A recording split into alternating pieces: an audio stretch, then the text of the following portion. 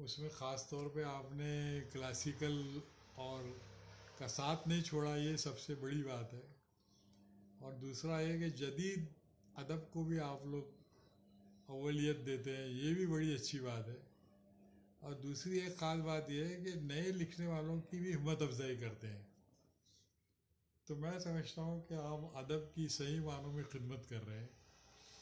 और मैं चाहता हूँ कि तिर्याक को जो शमा को जो रतबा था वो मिले। आमीन जी, शुक्रिया सर। तो इंशाल्लाह मिल सकता है, क्योंकि शमा को लोग कितना भी ये कहे कि वो फिल्मी रिसाला वगैरह नहीं था, अदबी रिसाला था। जी। और उसने असरी अफसानों को एक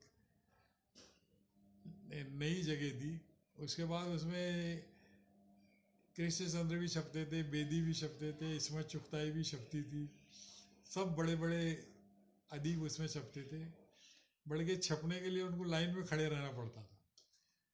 तो ये मकाम पे आप तिर्याक को ले जाइए, और उसको ले जाने का तरीका यही है कि शमा ने जिस तरीके से करंट टॉपिक्स को अहमियत दी और इसका भी साथ नहीं छोड़ा, उस पर आप चलिए, तो मैं समझता हूँ कि तिर्याक बहुत जल्द शमा की जगह ले लेगा। शुक्रिया सर।